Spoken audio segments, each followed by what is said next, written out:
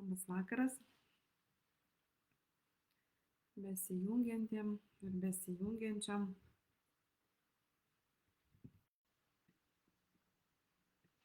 Parašykit, ar mane gerai girdit, ar gerai matot. Aš visus nustatymus pasigarsinu. Viską pasidarau, kad matyčiau jūs ir jūsų komentarus.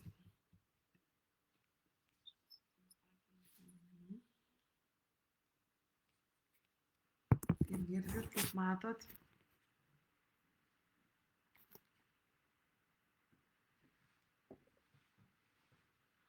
Labas vakaras. Malonu matyti jūs besijungiančias.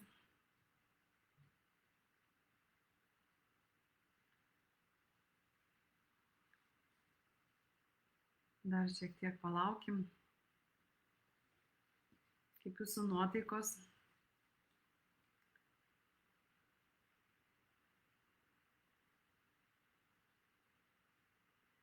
Ir šiandien mes kalbėsim, kodėl nutrūksta santykiai. Ir matyt, aišku, jungiatės aktuali tema, greičiausiai rūpi. Bet apskritai santykiai yra svarbi tema. Ne per seniausiai mes gvildenom su jumis santykius su tėvais, santykius su mama. Dabar aš manau, kad yra reikalas pereiti prie santykių su antra puse, prie partnerystės, nes iš tikrųjų dabar labai dažnai susiduriu su per konsultacijas ateina moteris į konsultacijas, daugiausiai kažkaip moteris ateina, nors būna ir vyrų, bet pagrindinės mano klientės moteris. Ir dažna bėda, problema šiuo metu kažkodėl tai labai žmonės masiškai skiriasi, labai santykiai nutrūksta, pas jaunimą labai dabar nutrūksta santykiai, kažkaip tik įeina santykiai ir čia pat nutrūksta tie santykiai, labai jauni žmonės dabar ypatingai lengvai įeina į santykiai ir labai lengvai iš jo išeina. Mes jau suaugę, jau mūsų karta, tai mes jau šiek tiek kitaip į tą santykį žiūrim ir kitaip buvom įpratę ir įeiti į santykį ir išeiti iš jo. Mums yra daug sunkiau negu kad jaunimui, bet tema tikrai labai aktuali. Ir aš manau, kad jums, ko gero, jeigu jūs čia, tai tikrai arba dabar kaip tik išgyvenate va šitą santykių nutrūkimo periodą, arba tikrai jums tikiu, kad teko jau turbūt nutraukti, išgyventi kažkokias tai skyrybas ir tikrai ne vienas, aš nekalbu apie patį faktą skyrybų kaip oficialiai, pavyzdžiui, išsiskirti ir panašiai, bet tiesiog, kada nutrūksta santykiai. Ir gyvenimą greičiausiai mes turim daug kartų, kada kažkokie tai mūsų santykiai nutrūksta, mūsų kažkokios partnerystės nutrūksta. Trumpalaikės, ilgalaikės. Tai kas dabar esate, pavyzdžiui, galbūt skyrybų procese, tai irgi galite parašyti, pavyzdžiui, vienetuką. Kažkas senai po skyrybų, senai jau, bet dar esate vienus, galite dvejetuką parašyti. Ir kas, pas ką viskas gerai, kam šiaip tiesiog įdomu, kaip šitą temą, kodėl nutrūksta santykiai, parašykite trejetuką, tiesiog įdomu kaip auditorijai. Jeigu, aišku, norite, man visai kas svarbu atgalinis ryšys, bet visai kam, jeigu norite, prakomentuokite, parašykite, visai yra labai įdomu, bet aš kaip keista, vėl tik tai telefoną matau komentarus, norėčiau kompiuterį matyti, tai aš testas pasižiūriu. Va, dabar atsirado komentarai. Gerai matau. Ir kompiuterį labai gerai. Taigi šiandien kalbam apie kodėl nutrūksta santykiai, kalbam apie skyrybas.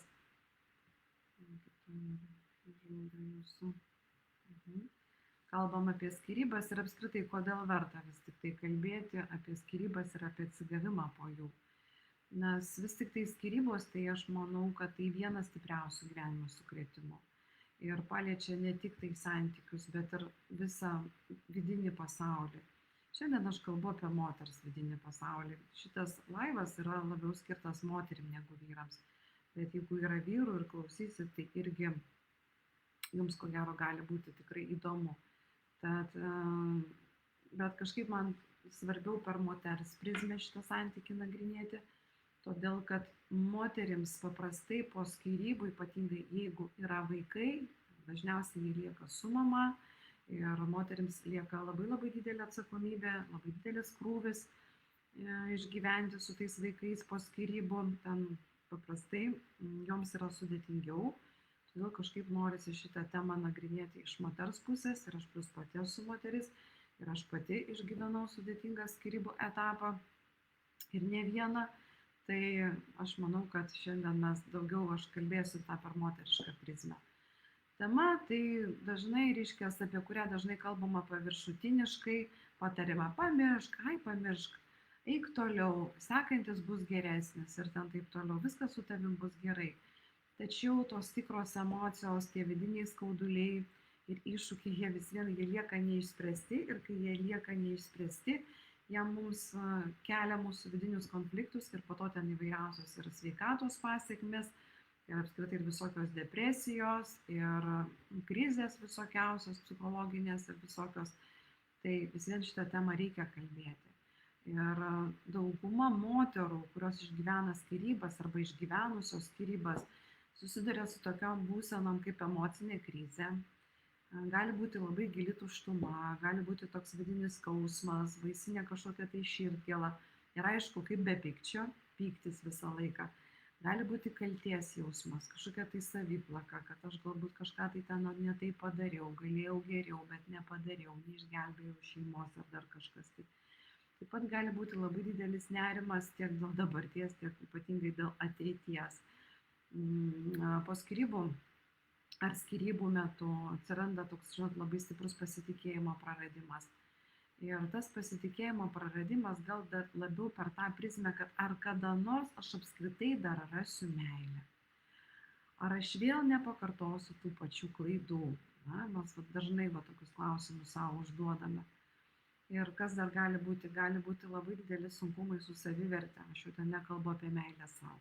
Paprastai kaip skyrybos, tenai yra praradimas ir savivertės ir tuo labiau meilė savo. Ir tada iškyla moteriai klausimas, ar aš tikrai verta apskritai dar būti mylima. Gal su manim kažkas tai negerai. Ir dažniausiai mes galvom, kad su mumis yra kažkas tai negerai. Nors aišku, mes matom, kad ir su tuo partneriu negerai. Ten tikrai būna daugybė kaltinimų visokių ir panašiai. Bet ypatingai tada, kada mus palieka, kas nors išduoda, palieka, meta, taip pavadinkim. Tai tada mes iš karto galvojam, su manim kažkas reiškias negerai, aš esu neverta meilės, aš nesu verta kažkokios tai pagarbos, neverta harmoningų santykių. Kas dar prisideda? Dar prisideda didelis socialinis spaudimas, tėvų spaudimas, artimųjų spaudimas, galbūt net vaikų spaudimas. Brolių, seserų, draugių spaudimas. Ir dar visų pirma visuomeninis gali net būti toksai spaudimas, visuomeninės moralinės normos, nes visuomenė dažnai laikoma, kad išyrusi šeima tai yra labai didelė nesėkmė, vieniša moteris apskritai blogis kažkoks, tai ne vieniša moteris, arba ten galbūt silpnesnė, ar dar kažkokia tai. Ir mes vėlgi susiduriam su kažkokia tai visuomenės nuomonė ir visuomeniniu socialiniu spaudimu. Kas dar gali būti? Gali būti labai išryškėti toks nepasitikėjimas ir baimė vėl įsileisti meilę į gyvenimą. Ir po skyrybų labai dažnai, pavyzdžiui, vyrai, jie skyrybas išgyvena kitaip ir jie daug greičiau, kuo greičiau puola užsiklijuoti pleistrą, taip metaforiškai pasakysiu. Ant tos gyjančios žaizdos, net negyjančios pradraskytos, pūliuojančios ar net kažkokios tai žaizdos, jiems nesvarbu, jie nelaukia, kol žaizda užgis, jie puola užsiklijuoti pleistrą kitos moters pavidalu. Mes moteris šiek tiek kitaip. Mes moteris pas mus, kadangi mes esame emocionalesnės, mums labai svarbu išsigydyti tas emocinės žaizdas. Ir mes labai dažnai būtent nebėgame kurti naujų santykių, ypatingai jeigu su mumis lieka vaikai ir tai yra atsakomybė dar už vaikus. Bet atsiranda apskritai net baimė užmėgsti naujus santykius, nes mes bijome? Mes bijome, kad mes vėl sutiksime ir mums vėl skaudės, mus vėl išduos, mus vėl paliks, su mumis vėl nepagarbiai elgsis, negerai elgsis ar dar kažkaip tai. Ir Užtat aš manau, kad tai yra labai labai svarbi tema ir manau, kad reikia apie tai kalbėti atvirai, kad moteris pagaliau vis tik tai suprastų, jog skyrybos nėra gyvenimo pabaiga. Nėra. O pas mane, į konsultacijas ateina moteris, labai dažnai kreipiasi, kurios sako, nu niekaip negaliu išgyventi šito etapo, niekaip negaliu paleisti. Ir daugumai moterų būtent skyrybos atrodo gyvenimo pabaiga. Ir tai tikrai yra sunku, labai sunkus periodas. Bet iš tikro tai gali būti ne gyvenimo pabaiga, jos gali būti labai gražaus naujo etapo pradžia, labai gražaus naujo balto lapo pradžia. Bet kad pereiti prie to balto lapo, mums reikia, vis tik tai reikia tą seną lapą kažkaip tai, nežinau, sudeginti, suplėšyti, kažką tai su juo padaryti. Taigi tikrai, žinokit, tikrai statistika rodo, kad labai skyrybų skaičius auga ir labai masiškai auga ir tikrai, kaip ir sakiau pradžioje, dauguma patiriame ne vieną rimtą išsiskyrimą gyvenime. Ir ką reiškia, kada mes patiriam ne vieną rimtą susidūrimą, tai mes, aišku, vėl susidurime su tom pačiom emociniam problemom, emociniam dilemom ir su tais pačiais iššūkiais. Ir dauguma moterų patiria būtent pasikartojančių santykių modelius. Mes daug kas lipam ant tų pačių grėblių, vis lipam ir vėl vis kažkoks, tai pavyzdžiui, kažkoks santykis, vis toksinis santykis. Išlipi iš vienų toksiškų santykių, jau vėl kažkokie tai, žiūrėk, kiti toksiški santykiai, vėl beviltiškumas, vėl kažkoks tose santykiuose nenormalu. Ir tikrai dažnai išsiskyrimas tampa ne pirmu, o ten kelintų, žodžiu, nesėkmingų tokių santykių ciklų. Ir jeigu mes neidentifikuojame tų gilių vidinių priežasčių, kodėl mūsų santykiai klostosi taip pat, kas ten vyksta, kodėl mes vėl pritraukiam tokius partnerius, jeigu mes neišmokstame tų svarbių pamokų, tos situacijos kartojasi. Grėbliai kartojasi ir mes lipam ant jų. Taip kad reikia aiškintis, kodėl mes vis tik tai pritraukiame į gyvenime atitinkamus žmonės, kodėl kūrėme atitinkamus santykius, nes tai yra labai svarbu, norint nustoti lipti vėl ant tų pačių grėblių. Ir nutrūkę santykiai iš tikrųjų daro labai didelę įtaką moters gyvenimui, labai dideliai savijautai, nes, kaip ir sakiau, moterim dažniau negu vyrai lieka su didesnė atsakomybė po skyrybų ir jeigu ypač ten yra vaikų ir moteris turi perimti daug didesnę globą, spręsti tada finansinius, kasdieninius rūpesčius ir ypatingai, pavyzdžiui, tikrai konsultavau ne vieną moterį, kuri lieka viena ir su 3 vaikais ir su 4 vaikais. Ir tai nereiškia, kad su vienu arba su 2 vaikais yra tam, pavyzdžiui, lengviau. Ne, visoms yra sunku ir vienai moteriai, kuri ir viena lieka net ir vaikų neturėdama, irgi morališkai sunku. Net jeigu moteris stipri savarankiška, vis tiek ilgalaikių santykių nutrūkimas gali labai stipriai paveikti jos emocinę būseną. Gali paveikti ateities perspektyvas, gali paveikti net fizinę sveikatą labai stipriai. Ir jeigu mes to skausmo niekaip neišmokstam, nesuvaldom, neapdorojam to skausmo, tas skausmas gali pereiti į gilią depresiją. Tikrai pažįstu ne vieną moterį savo gyvenime ir artimų tarpe, kur skyrybos yra moterų, kurios niekaip negalėjo daugybę metų susitaikyti su skyrybomis ir sugriovė pačios savo gyvenimą, į depresiją tai viskas yra gerai, bet moteris gali ir alkoholizmą pulti, ir narkomaniją, ką tik tai nori, kad tik tai kažkaip tai suvaldyti šitą skausmą, tą visą nusivylimą gyvenimu, santykiais, vyrais ir suserga tiek psichinėmis ligomis, tiek psichosomatinėmis ligomis. Todėl tikrai manau, kad apie šitą temą kalbėti būtina. Ir mums reikia suprasti visoms, kad išsiskyrimas gali tapti mūsų skyrybų, tai yra stiprybės pagrindu. Ir jį reikia ne tik tai, kad išgyventi, reikia išgyventi tą išsiskyrimą, reikia paleisti, reikia suprasti, kodėl tas žmogus atėjo mano gyvenimą, kodėl jo siela atėjo pasitarnauti man, kokiu tikslu aš jį sutikau šitam gyvenime. Ir tik tai tada, kada išsiaiškini, ko šitas santykis tave mokė, ne, tada gali pradėti kažkokį tai naują, kokybišką ir sąmoningą gyvenimo etapą. O šitą temą, tai visų pirma, aš vis tik tai norėčiau pradėti nuo to momento, nuo ko viskas prasideda. Kaip mes iš tikrųjų einame į santykius. Pradžioje, kaip mes, na, pradžioje kasgi? Veikia hormonai. Pradžioje jų audros. Ir kada mes sutinkame žmogų, ne pas mus iš karto tie hormonai suveikia ir pas mus tarsi tokie, žinot, užsideda rožiniai akiniai, nes visiška euforija ir ta euforija tęsiasi kelis mėnesius ir kada ta euforija tęsiasi, tenai nėra jokio blaivaus, jokio kritinio mąstymo. Visą laiką pradžioj santykių, visą laiką yra absoliuti idealizacija partnerio. Ir tenai labai daug hormonų, išsiskiria labai daug dopamino, išsiskiria daug oksitocino ir todėl galima iš tikrųjų išlaikyti pakankamai ilgai tos rožinius akinius.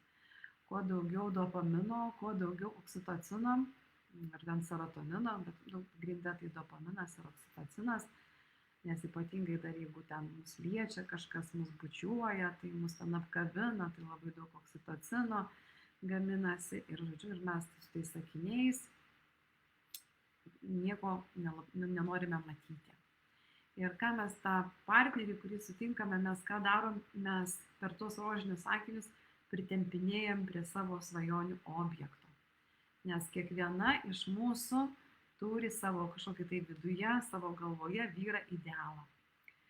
Ir turim tą savo idealą, daug ideališčių moterų, apskritai žmonės, ne, visi turi kažkokį tai savo įsivaizduojamą princą ant balto žirgo, savo svajonių objektą. Ir tada, oi, ir gražus, ir koksai ten išmintingas, ir protingas, ir koksai stiprus, ir koks vyriškas. Ir moteris yra tokios, kad jos toj pat ženijasi. Toj pat mintise jau ten tik tai spėjo susipažinti, keli pasimatymai ir jau ženijasi. Jau toj planai į priekį visam gyvenimui. Ten, pavyzdžiui, aš turėjau tokią patirtį, turėjau vieną klientę senai, aš turėjau, bet visą laiką kaip pavyzdį imu jos istoriją, jinai pas mane atėjo išsigryninti svajonės, išsigryninti tikslo. Gerai, analizuojam, tai kokia pas tave svajonė, koks pas tave tikslas. Ir jinai sako, aš noriu paimti paskolą būtui, bet man trūksta pinigų ir man dabar čia reikia, aš turiu tikslą, žodžiu, šitą būtą pakeisti į didesnį būtą. Ir kaip čia man tą greičiau padaryti. Ir aš pradėjau klausinėti, kodėl, iš kur tas noras, kaip jisai ten susiformulavo, kodėl, kaip ir kaip. Ta prasme, reikėjo išsiaiškinti detalės. Ir detalės pasirodė tokios, kad jinai susipažino prieš 2 savaitės su vyru, pradėjo vaikščioti pasimatymus, bet jisai ten, žodžiu, gyveno Anglijoje, jinai Lietuvoje. Ir jis atvažiavo 2 savaitėm kažkaip atostogų, ar ten 3 savaitėm, aš jau nebeprisimenu smulkmenų. Jie ten pradėjo vaikščioti pasimatymus. Ir jinai viskas, jinai tiek jai patiko tas vyras, kad jinai viskas, jau mintise su juo apsiženijo. Jinai jau nusprendė, kad jos būtas yra per mažas jų šeimai, kad jau čia toj bus vaikai ir reikia didesnio būto, reikia paimti paskolą. Aš, žinokit, nuoširdžiai prisipažinsiu, buvau tiesiog už galvos susiemusi ir galvojau, kaip įdomu, kaip moteris greitai skuba visų pirma perimti visas vyriškas atsakomybės, visų pirma, kaip greitai nuspręsta, kad viskas čia jau tas yra tinkamas vyras ir jau su juo noriu vaikų ir su tais vaikais nebetilpsiu savo bute ir būtinai tą vyrą reikia kaip pas save į butą atsivesti ir dar tą butą padidinti, paimti paskolą ir paskolą pasimti ant savęs. Ne kartu, ne poroje, ne vedus ir ten taip toliau. Žodžiu, žinokit, aš tikrai buvau šokiruota tokio greičio ir tokio, tikrai buvo labai įdomus tos moters noras. Ir man teko dirbti ne su jos noru, o su jos vis tik tai, su jos noru šito apsiženyti greitai. Ir kad praeitų noras paimti tą paskolą ir vis tik tai nusimti tos rožinius akinius ir atidžiau apžiūrėti savo svajonių objektą ir iš vis suprasti, kas bus toliau, leisti savo būti, toliau draugauti ir matyti, ar iš viso ten kas nors išsivystys iki vestuvių, iki santykių ir iki vaikų. Tai va, tai tokia įdomi buvo istorija. Bet iš tikrųjų įsimylėję mes prieš save matome netikrą partnerį, atsidėmėkit, o savo idealų įvaizdį. Mes ten tame žmoguje įžiūrėjom tą savo svajonių objektą ir matome ne tą tikrą žmogų, ne, ir tai yra bet kokios apraiškos, tai yra ir veiksmai, kurių mes anksčiau niekaip nepastebėtumėm, o gal būtumėm ir pastebėję, susimastę, o dabar atrodo, kad tai būtent tai, ko man reikia. Ir santykių pradžioje, taigi mes visą laiką, mes norim būti tokie rožiniai, pūkuoti ir kiekvienas stengiasi kuo labiau parodyti save kuo gražesnėje šviesoje, kuo ryškesnėje šviesoje. Tačiau laikui bėgant pavargsta, arba, pavyzdžiui, šitas žaidimas nusibosta, arba ten dopaminas ir oksitocinas, ten euforija pradeda slūgti ir tada pradeda matyti, kad per daug skirtingi charakteriai, netinka vienas kitam nei charakterių, nei seksualiai, nei ten, žodžiu, nei mentaliai, nei kūniškai, nei protiškai ir ten taip toliau. Ir problema va būtent, kad dėl tų akinių, dėl tų rožinių akinių mes nepamatome to žmogaus trūkumų. Mes, nors tiesą pasakius, mes tos trūkumus matome iš karto. Mes iš karto pradedam juos pastebėti, bet mes tarsi nenorime jų pastebėti. Iš karto, tikrai nuo pat pradžių jau matosi minusai. Pavyzdžiui, eina merginos į pasimatymus ir vyras tai sąskaitos neapmoka. Pavyzdžiui, labai stipriai vėluoja į pasimatymą. Gerai, ten į vieną pasimatymą pavėlavo, galbūt, visko būna. Bet jeigu, pavyzdžiui, jau antras pasimatymas, trečias ir penktas, o jis grubiai vėluoja. Arba, pavyzdžiui, mergina mato, kad tas vyras labai grubus apskritai su moterims. Su ją gal ne, bet grubus su kitomis moterimis. Pavyzdžiui, labai negražiai kalba apie savo buvusias moteris, apie savo mamą, grubus su savo mama. Pavyzdžiui, labai grubiai kalba su padavėja arba su padavėju restorane. Nuo pat santykių pradžios, galbūt toksai vyras, pavyzdžiui, retai skambina, pradingsta ten savaitėmis arba mėnesiais. Arba net mergina mato, kad prie jos tas vyras flirtuoja su kitomis moterimis ir panašiai, bet tarsi santykių pradžioje to matyti nenori. Tikrai nepatinka tas ir tas, bet vis vien dažnai moteris eina į santykį. Vis vien nori išgelbėti, nori išgydyti ir tikisi, taip įsivaizduoja pasąmonį, kad jau savo meilę tai tikrai padarys stebuklą. Pakeis tą vyrą pagal save. Dažnai manoma, kad girtuoklis nustos gerti, blogietis taps geručiu, mes manome, kad mes išgelbėsime. Pasakykit man, ar aš pažįstama, ar puolate gelbėti, ar kam nors pavyko iš jūsų ką nors išgelbėti.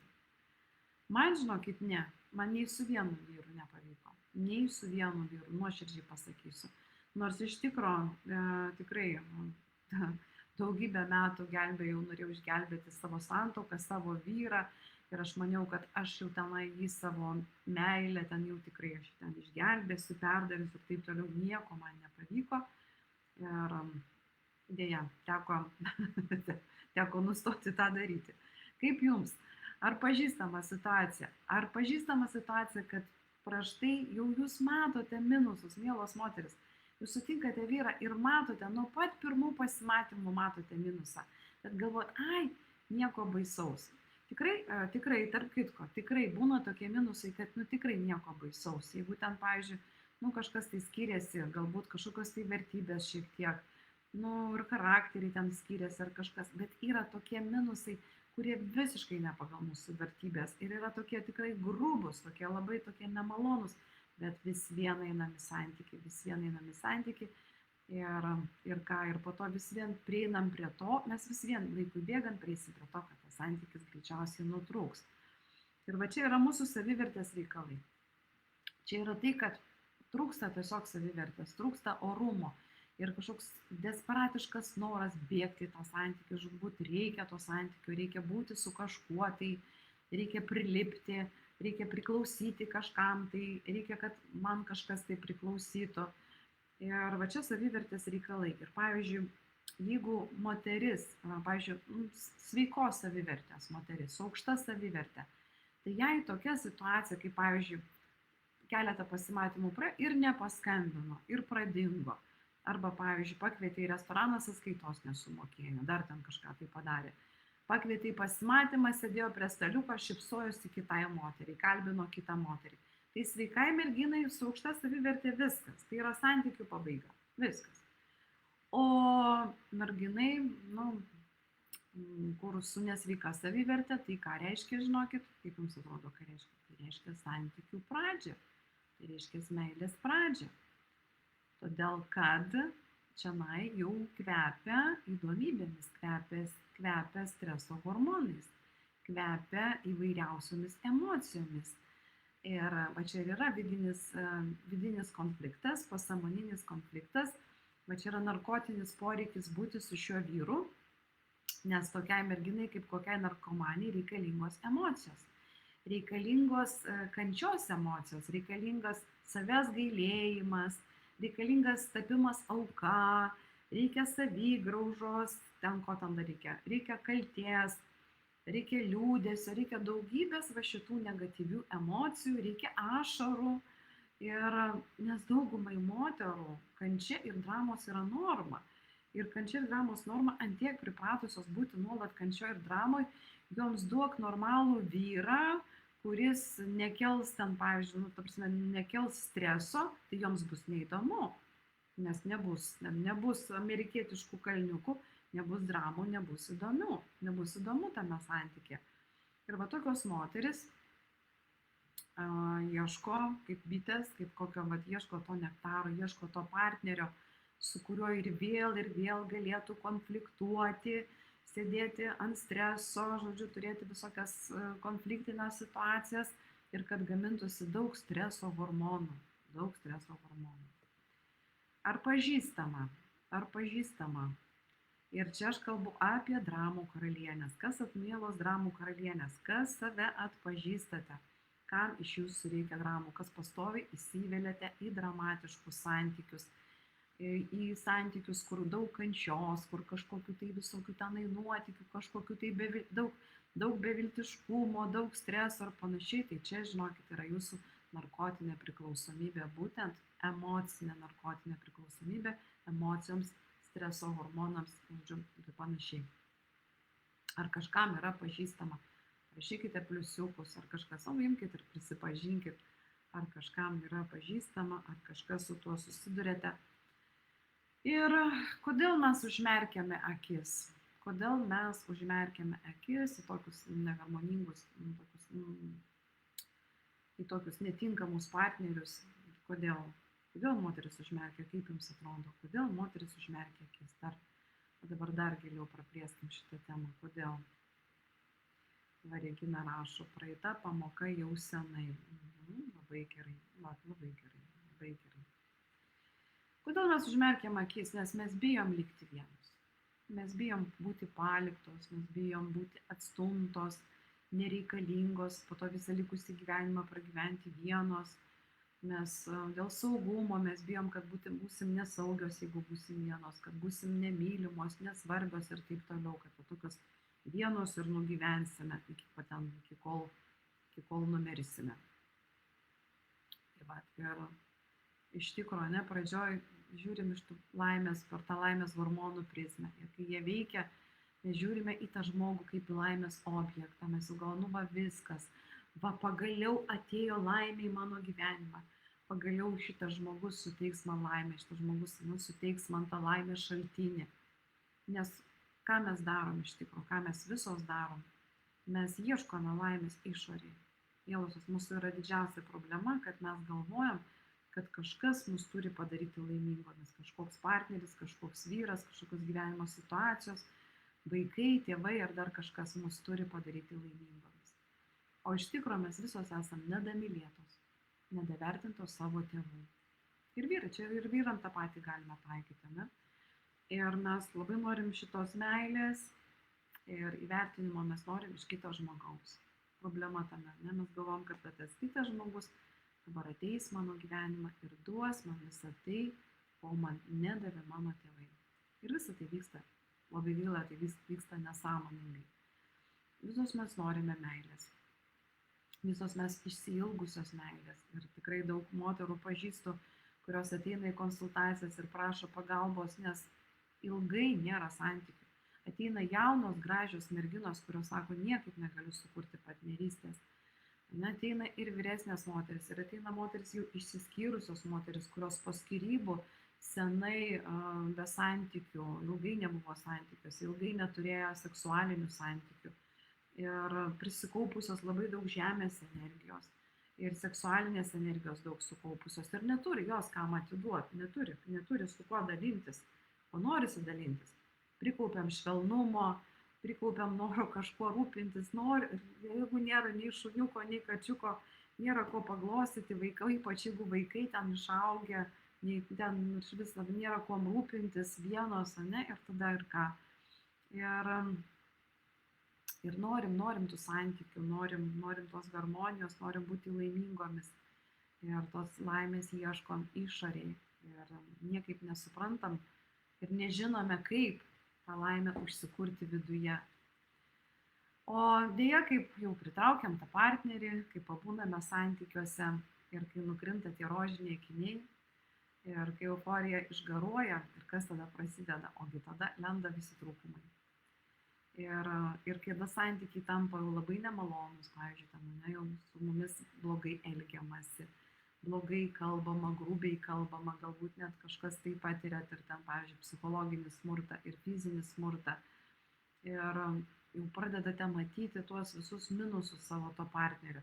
Jau dabar girdite, pavyzdžiui, kad geras, prieš tai taip nebuvo, negirdėjau, o dabar girdite, kad, pavyzdžiui, jis blogai kalba apie jūsų artimuosius, apie jūsų tėvus, nepripažįsta jūsų draugų, nepripažįsta jūsų vaikų, apie jūs pačią blogai kalba, verčia jūs, pavyzdžiui, daryti tai, ko jūs visiškai nenorite, nemaloniai karts nuo karto šokiruoja, visiškai, pavyzdžiui, nepaiso jūsų prašymų ir taip toliau, ne? Ir dauguma moterų pradžioje tarsi stengiasi to nepastebėti.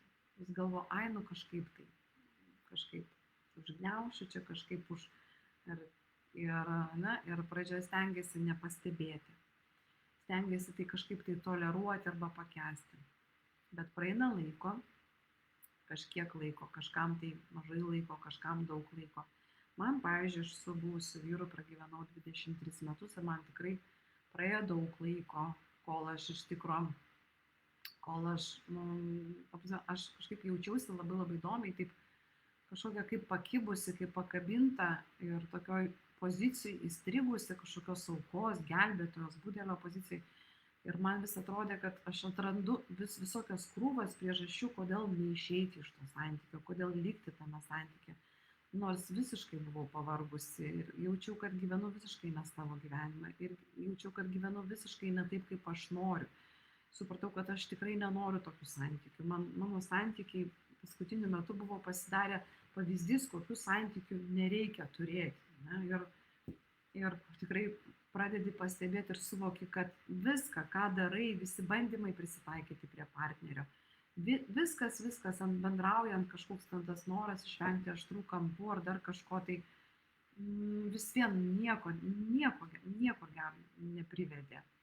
Ir tikrai daug visokių bandymų buvo išgelbėti tos santykius, bet krizė vis tiek, jeigu jinai kažkaip tai, ir ypač jeigu vienas žmogus nori stengtis, kitas nesistengia, tai vis vien ta krizė jinai gilėja, nepasitenkinimas savim gilėja, nepasitenkinimas gyvenimu gilėja, nepasitenkinimas šeima gilėja, nepasitenkinimas savo vaidmenių santykiuose gilėja ir greuna. Visą tai greuna, iš vidaus greuna žmogų. Ir mes kenčiame tuose santykiuose, nes manome, kad mes vis vien kažkaip tos santykius išgelbėsim. Mes kažkaip tą partnerį išgelbėsim. Gal vis tik tai jis pasikeis. Ir ką moteris daro? Pradeda tempti savo vyrus pas psichologus. Bėgioja pačios į psichologus, visokius saviugdos kursus ir ten taip toliau, žodžiu. Aš nesakau, kad tai blogai, tai yra labai gerai. Jeigu yra įmanoma, viską reikia daryti, kad tai būtų įmanoma išgelbėti į santykius. Tikrai reikia daryti, mielosios, būtinai reikia. Bet būna, kad tikrai jau moteris, tiek jau jos kažkaip tai persistengia, kai ten Matai, kad, pavyzdžiui, nebeištemsi tu to begemoto iš pelkės, nenori tas begemotas lipti iš tos pelkės, o mes vis vien tempiam tą begemotą iš pelkės, tempiam ir tempiam. Dauguma moterų ima už savo vyrus ten daryti viską, žodžiu, perima kontrolę, perima atsakomybę. Ir ką jos atima, ką jos taip daro, jos tokiu būdu atima iš jų vyrišką energiją. Naikina taip vyrą, o savyje naikina moterį. Savyje naikina moterišką energiją. Ir taip mes užsiblokuojam, iš vis energetiškai užsiblokuojam savo čakras. Apsileidžiame kaip moteris. Ir apskritai pasižiūrėkite santykių, kokios paprastai būna, kokia dinamika santykių pradžioje, kaip tie rožiniai akiniai, kada tas yra viliojimo etapas, noras suvilioti, noras, kad užmautų žiedą, kad tave sužieduotų ir taip toliau. Tai pradžia, pažiūrėkit, kaip moteris stengiasi, puošiasi, kas įvyksta vėliau. Vėliau aptingsta, pripranta, bus gerai ir taip, ir apsileidžia, bet tiek ir vyrai apsileidžia, ne tik moteris santykiuose apsileidžia. Ir kas tada vyksta ir tada po kurio laiko klausia, o kas su manim ne taip? Kas su manim ne taip? Kodėl jis nustojo mane žiūrėti? Kodėl mano vyras dairosi kitas? Taip? Ir kodėl, pavyzdžiui, sako, mes svetimi žmonės, mes visai nebetinkame vienas kitams. Koks jisai baisus. Ir kur aš žiūrėjau santykių pradžioje, taip? Ir iš to nepasitenkinimo labai daug kyla konfliktų. Ir kaip mes sprendžiam? Kaip mes sprendžiam konfliktus? Kaip poros dažniausiai sprendžia konfliktus? Dažniausiai susipyksta, tada lovoje taikosi įstringų seksu ir, žinokit, tokiu būdu netgi išsivyksta nesąmoninga taktika. Tokia taktika, kad gauti sekso reikia konfliktą. Įsivaizduojat, net ir taip gali būti. Tai va, žodžiu, ir tie konfliktai vis dažnėja ir dažnėja, konfliktai dažnėja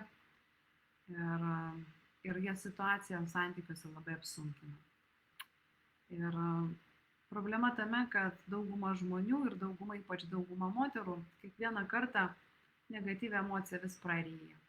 Supyksta ant savo vyro ir praryja, neišsako, laiko savyje, kaupia tą nepasitenkinimą, kol vieną dieną sprogsta. Ir sprogsta ir tada jau būna kartais jau viskas jau. Ne? O santykiuose reikia kalbėtis. Santykiuose reikia aiškintis, kad vėliau garsiai nesprogtų, reikia kalbėtis. O dauguma žmonių praryja, užsidaro savyje, nekalba. Ir tai tikrai yra normalu, nes dauguma žmonių nuo vaikystės buvo mokinami nerodyti savo emocijų, nekalbėti, nes juk mes matėme, kaip bendrauja mūsų tėvai, kokie jie yra santykiuose, kaip jie sprendžia konfliktus, kaip jie taikosi, kaip jie bendrauja ir panašiai. Tai. Ir kada jau sprogsta, kada sprogimas įvyksta ir tada kas įvyksta, tada jau išmetamos visos pretenzijos, viską, ką nepasakė, tada išvemiam ant savo partnerio visą šūdą, atsiprašant. Viską, kas buvo nemalonu, kas prisikaupė, kas ten atsitiko prieš mėnesį, kas buvo prieš metus. Ir dažniausiai netgi kas iš karto nepatiko, nuo pirmų pasimatymų nepatiko ir mes nepasakėme, išvemiam, po kurio laiko vis vien pasakom. Ir kažkoks atsiranda kerštingumas toks ir išlenda kažkokios netgi širdį veriančios detalės, labai stiprus asmeniniai įžeidimai. Ir jau po to būna tiek daug tų įžeidimų, tiek visko, kad jau iki tiek jau mes net skęstame, klimpstame tuos įžeidimuose ir mūsų širdis jų daugiau jau nebegali nei priimti, nei toleruoti ir panašiai. Ne, ir tada kas? Tada skyrybos. Būna, kad skyrybos ir be jokių konfliktų nutinka, būna, kad tiesiog kažkoks partneris susiranda kitą. Arba pati moteris susiranda kitą. Ir dar kas būna, ir mirtis. Skyrybom prilygsta taip pat ir artimo netektis. Arba tiesiog išvykimas. Būna, kad išvyksta kažkur, išvažiuoja, viskas į kitą šalį, dirbti išvažiuoja, viskas, ir po to, žiūrėk, jau nebegrįžta. Ten sukuria kitą šeimą ar kažkaip.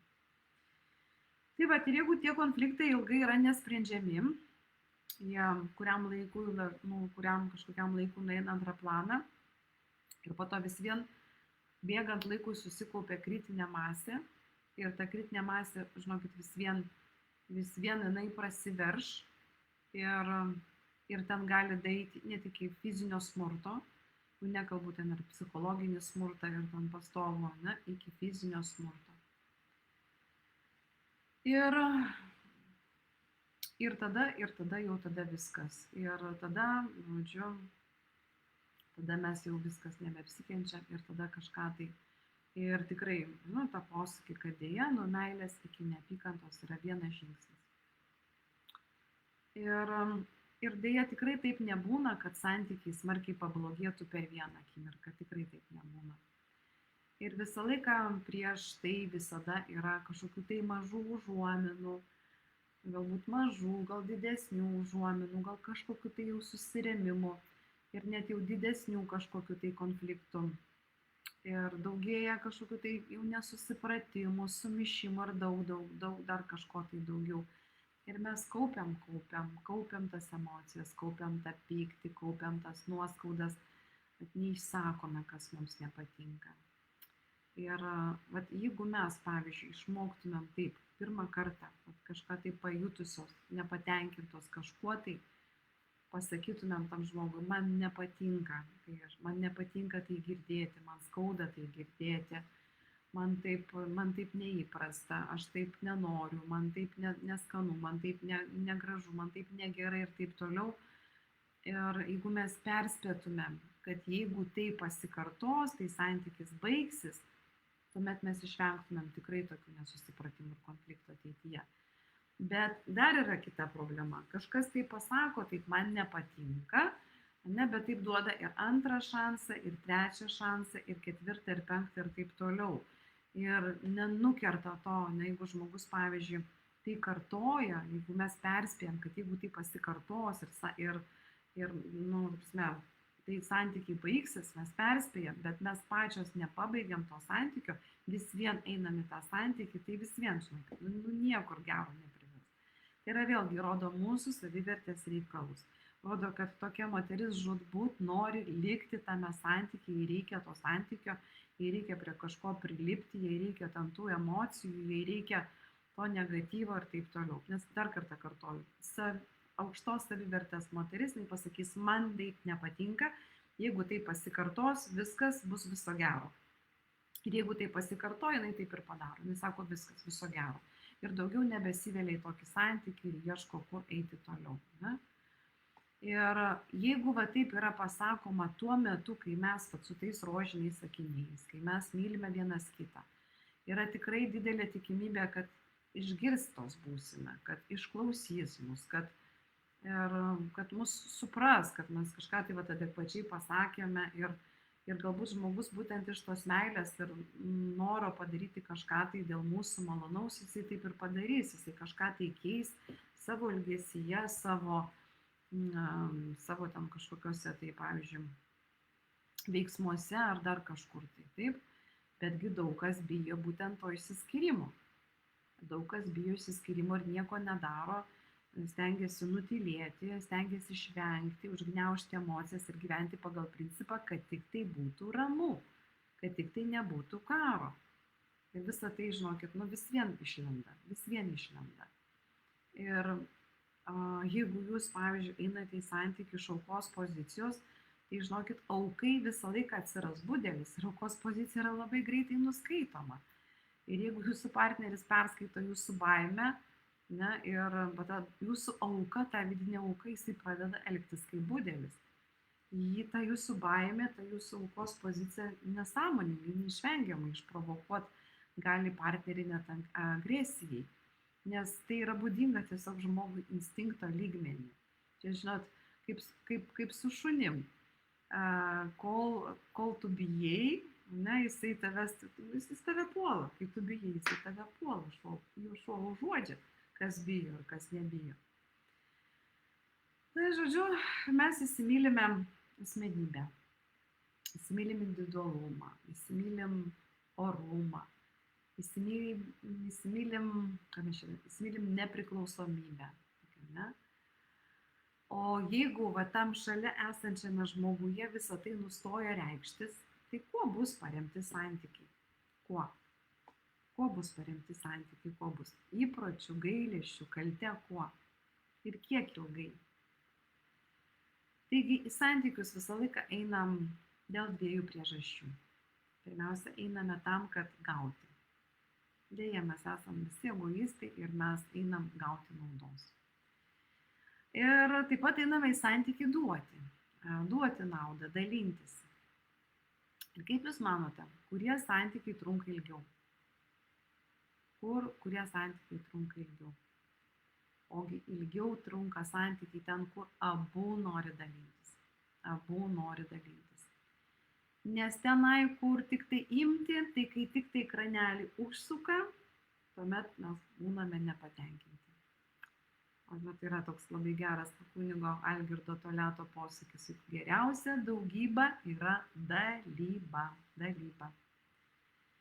Tai vat, o iš tikrųjų mes einame į santykius, tai turėdami poreikius, emocinius poreikius, neužkamšytus emocinius poreikius, emocinės skylės, taip vadinamus, trūkumus. Ir mes tas emocinės skylės mes norime užkamšyti kitais žmonėmis. Ir mes atiduodame tarsi už savo laimę, atiduodame atsakomybę tiems žmonėms. Ir permetame būtent jiems. Mes norime, kad jie užkamšytų mums tos visus poreikius emocinius. Tai, kad mus nedamylėjo, ar ten kažko tai ten nepadarė, nedavertino ar panašiai. Mes norim, kad va šitas emocinės skylės, tos trūkumus užkamšytų partneriai. Tai va, taip, kad skyrybos tikrai vyksta labai dažnai ir dabar kuo toliau, tuo dažniau. Ir jums turbūt klausimas, kaip tuos išsiskyrimus iškentėti, kaip suprasti pamokas ir kaip nebekartoti to kitose santykiuose. Tai apie tai bus mano naujas, dabar kaip tik aš dabar va šiek tiek reklamuosiu savo kursą, o po to mes padarysim diagnozuojančią meditatyvinę praktiką mano santykių veidrodis. Mielos moteris, nuo vasario 25 dienos pradedu 3 savaičių kursą, kaip išgyventi po skyrybų, kaip paleisti praeitį, kaip paleisti buvusį, kaip išgyventi skyrybas apskritai. Tai visas kursas yra skirtas skyrybų temai. Aš šitą kursą jau buvau dariusi, mes darėme su mylima veikla šitą kursą, bet taip gaila, kad vis tik tai prapuolė video, nes kadangi kai buvo pavogtas mano senas Facebook'o profilis, kadangi aš dariau Facebook'o grupiai įrašus iš savo profilio, dingo visi įrašai ir labai gaila, nes tikrai buvo labai geras kursas, labai stiprus kursas, labai gydantis kursas, kurį tikrai labai norisi pakartoti ir aš nutariau tą kursą pakartoti, nes matau, ant kiek šita yra tema svarbi ir ant kiek jinai reikalinga, kaip ir sakiau, sprendžiu pagal savo klientės, sprendžiu pagal visą apskritai situacija, kas vyksta visuomeniai, kas dabar darosi, kaip jos yra dabar padažnėjusios, kiek žmonių išgyvena skyrybas ir kiek ilgai negali paleisti praeities, kaip ilgai negali praleisti ten tų savo buvusių paleisti ir panašiai. Tai va šitas kursas bus visas skirtas paleisti praeičiai. Vyks Facebook'e, uždaroje grupėje, vyks 3 savaitės, po 2 užsiėmimus per savaitę, iš viso 6 užsiėmimai, daug visokių užduočių. Ir galima bus uždavinėti klausimus, rašyti apie kursą. Aš būtinai įdėsiu visą aprašymą nuorodą po šituo video. Registruokitės ir svarbiausia vėlgi žinutė jums, mielos moteris, kad šitą kursą vėl galima įsigyti už širdies mokestį. Ir širdies mokestį pagal tai, kiek jūs galite, kiek jūs norite mokėti, kiek jūs vertinate. Šitam kursui kainą nustatote jūs ir tenai registracijos nuorodai viskas yra, kaip ir ką, kaip pervesti, visi ten duomenys mokėjimo ir panašiai. Ir pasinaudokite šitą unikalią progą, dalyvaukite, kvieskite dalyvauti savo draugės, kvieskite dalyvauti tas moteris, kurios va taip vargsta, kurios niekaip negali paleisti tos praeities, tų santykių, kur skauda. Ir jeigu jūs, pavyzdžiui, šitas kursas tinka ir toms, kurios sprendžiate skirtis, nesiskirti, ką daryti ir panašiai, nes visiems daug bus psichologinių žinių, bus daug psichoterapinių praktikų ir mes tikrai gydysim tas jūsų širdis, paleidinėsite tas savo nuoskaudas, paleidinėsite praeitį, darysime praktiką energetinės skyrybas, kad paleisti tos buvusius, kalbėsime apie tos išsiskyrimo etapus, apie skyrybų etapus, kaip ten santykiuose viskas yra, mums tikrai svarbu paeiliui išgyventi kiekvieną etapą skyrybų ir neskubėti peršokti iš pirmo ten į kokį ten penktą. Tai pavyzdžiui, ir kalbėsim apskritai dar apie santykius, liesim apie tą griuvimą santykių, ne kas tam tie santykių modeliai, kurie priveda iki skyrybų. Tai jeigu jūsų santykiai braška, jums šitas kursas irgi tinka, ne, kad galbūt jūs galėsite išgelbėti savo santuoką, arba jums, pavyzdžiui, dabar yra labai sunku santykiai, jūs nežinot skirtis, nesiskirtis ir taip toliau. Tai vėlgi kursas jums padės iš tikro susidėlioti ten taškus ant į, apsispręsti, nuspręsti, ką daryti, ar taisyti, remontuoti dar, ar vis tik tai, kažkaip tai vis tik tai pagaliau nusimti kažkokius tai ten, žodžiu, užsidėtus sakinius, ko nenorite matyti ir pamatyti ir kažką tai savo gyvenime pagaliau panorėti pakeisti.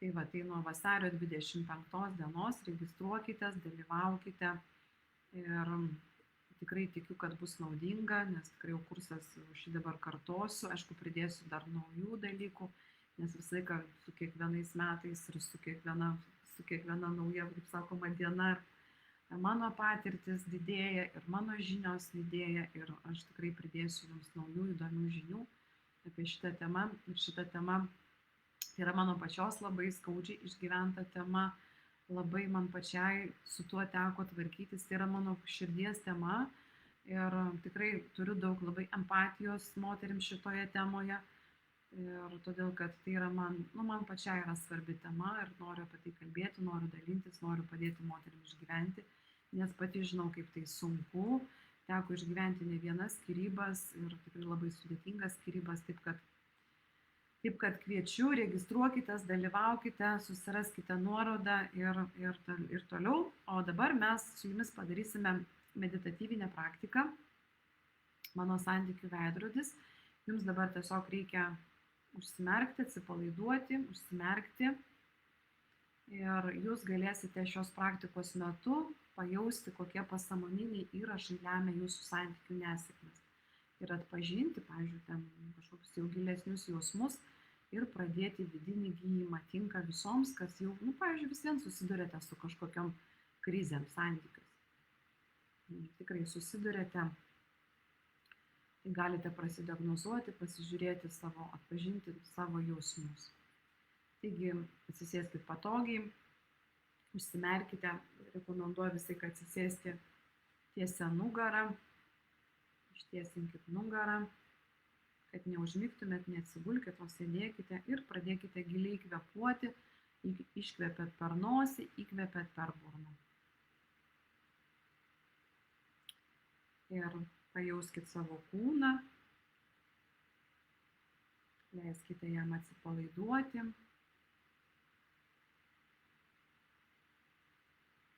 Ir su kiekvienu iškvėpimu jauskite, kaip paleidžiate įtampą. Įkvėpėt per nosį, iškvėpėt per burną.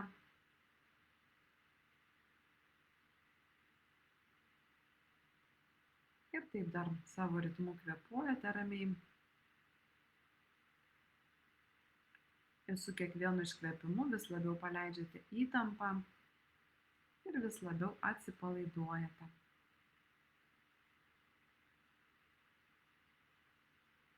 Jauskit savo kūną ir jauskite, kaip jis atsipalaiduoja. Jums ramu, saugu.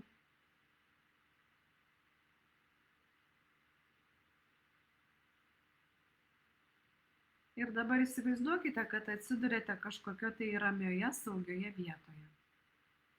Jums ramioje ir saugioje vietoje. Galbūt kažkur gamtoje, galbūt kambaryje. Jums ten saugu ir ramu.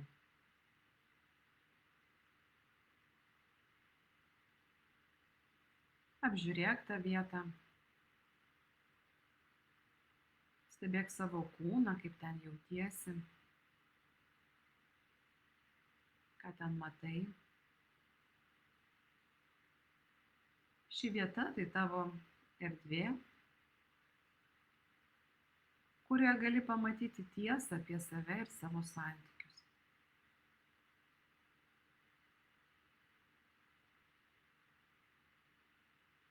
Ir dabar nežiūrint, kur tu esi, ar kažkur gamtoje, ar kambaryje, priešais tave atsiranda veidrodis. Jis ypatingas. Jis rodo ne tavo išorę, o tavo esamų santykių esmę. Ir nesvarbu, kokia tu dabar esi, ar viena, ar santykiuose. Šis veidrodis rodo tavo santykių esmę. Pažvelk į jį ir pastebėk, kas jame atsispindi. Kas pirmiausiai pasirodo. Ar matai save? Kokia tavo išraiška veido, kūno, kokia laikysena? Ar matai dar kažką tai? Savo esamą arba buvusį partnerį?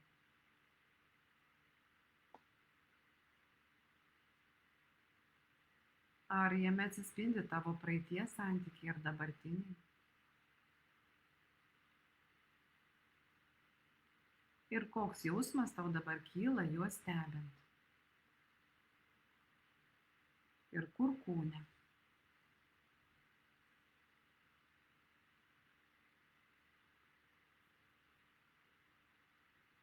Ir kur kūne?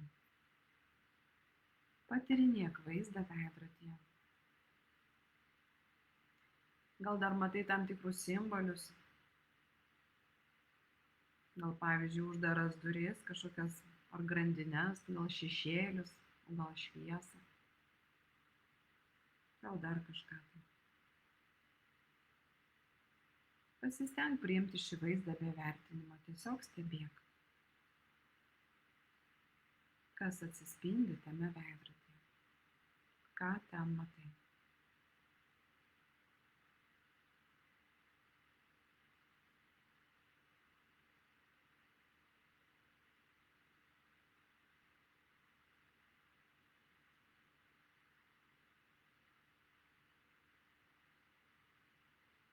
Ką ten matai? Kaip jautiesi, matydama tą vaizdą veidrodyje?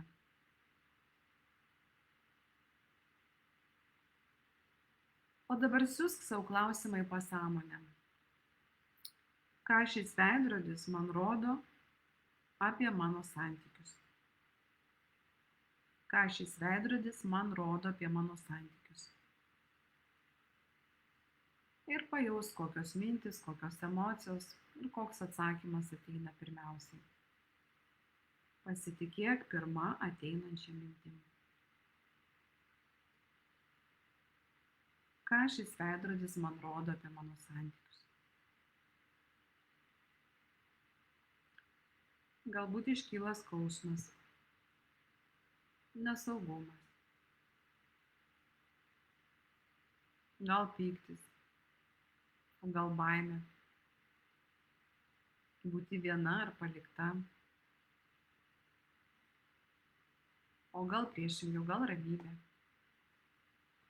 saugumas, meilė.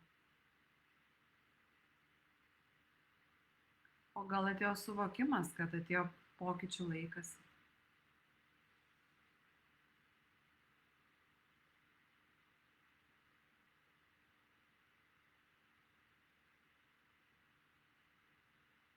Ką šis veidrodis tau rodo apie tavo santykius?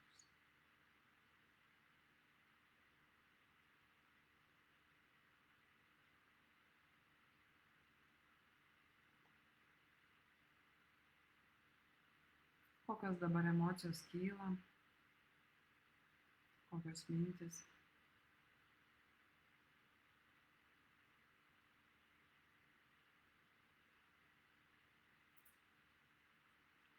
O dabar įsivaizduok, kad šis veidrodis pradeda keistis. Jis rodo tave tokia, kokia esi sveikuose ir laiminguose santykiuose. Kaip tu atrodai, kokie tu ten, kokius matai santykius, kaip ten jautiesi, kaip tas partneris su tavimi elgesi. Ir leisk savo pajausti šį naują harmoningų santykių jausmą.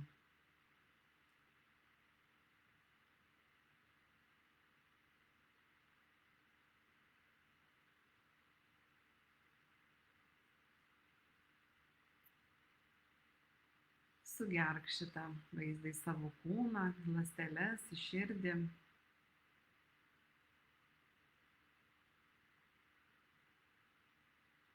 Koks jausmas ten būti, kokią ten save matai, kokią ten matai savo partnerystę. Ar tau pavyksta pamatyti tai?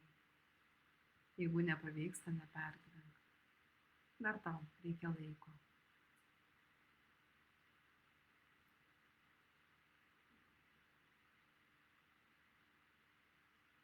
Pavyks kitą kartą.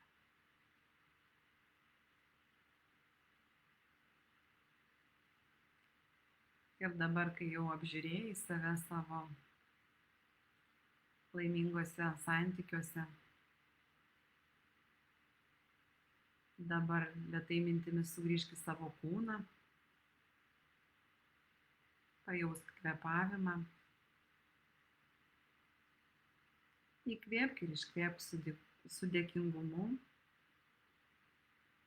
Ir kai pasiruošusi būsi, tada atmerk akis ir sugrįžk.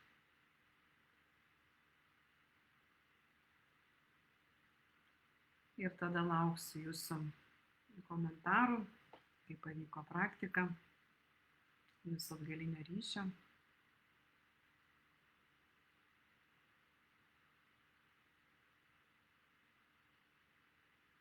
Kaip pavyko, ar pavyko pamatyti, ką pavyko pamatyti. Po praktikos rekomenduoju užsirašyti, ką pamatėte veidrodyje, kokia emocija kyla, ką tas veidrodis parodė apie jūsų santykius, ką pamatėte prieš tai ir koks po to buvo jūsų harmoningų santykių vaizdas, palyginkite. O svarbiausia jau dabar, ką galite padaryti šiandien, tai jau galite pradėti, tai yra paklausti savęs, ką daryti nuo šiandien, kad pradėčiau kurti tokį santykį. Ką galiu pradėti daryti nuo šiandien, kad kurti tokį santykį.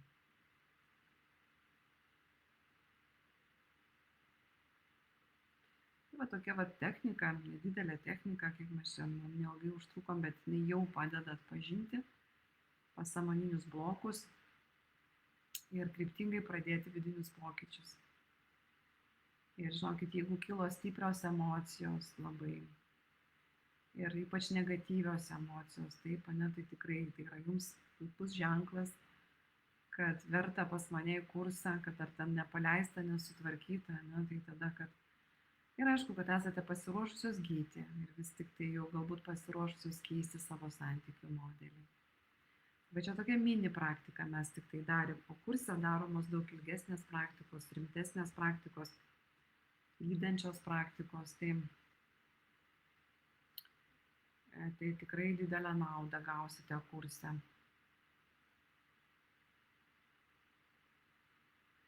Kaip sekėsi, parašykit, laukiu jūsų atgalinio ryšio.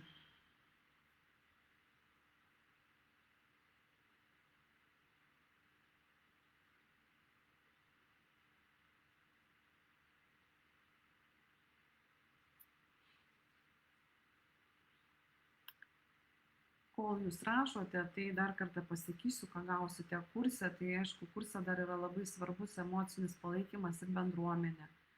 Nes ten moteris nesijaučia vienos, nes kurso metu mes ten daugiau moterų prisijungia. kurios išgyvena panašius jausmus. Ir tai yra tikrai saugi erdvė, kurioje galėsite reikšti savo emocijas, be baimės būti ten kažkokia tai nulinčiuota, nesuprasta ir panašiai. Gausite mano profesionalų vedimą, atsakymą į jūsų klausimus svarbiau.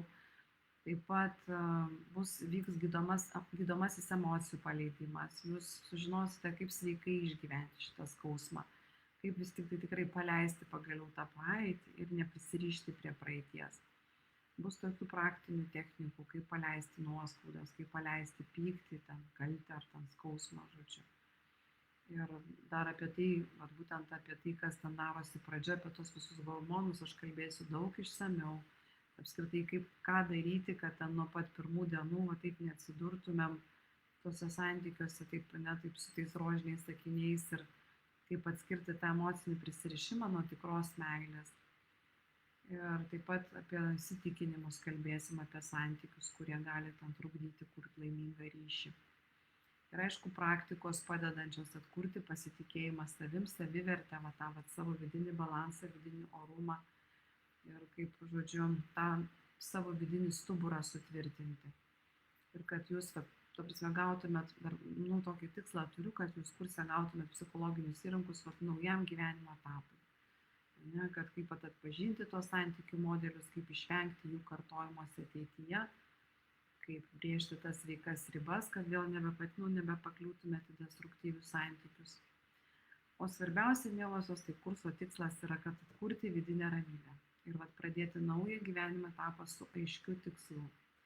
Tai labai kviečiu dalyvauti ir nematau jūsų atgalinio ryšio, kaip praėjo praktika, kaip jums sekėsi, ką pavyko pamatyti, ar pavyko praktika.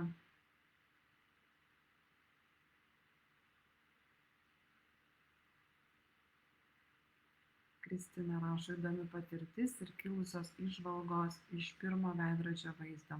O, matot, jau gerai, jau džiaugiuosi, kad kažkokias tai turite patirtis ir jau galėsite kažkas naudingo, kažką tikrai naudingo gavote ir išsinešate. Ar turit kokių klausimų, ar turit kažką, nes jau aš į pabaigą einu, ir ar turit kažkokių klausimų, kažką gal norit paklausti iš šitos temos, ar dėl kurso kažkas domina, nuorodą įdėsiu po šio postu ir kviečiu dalyvauti.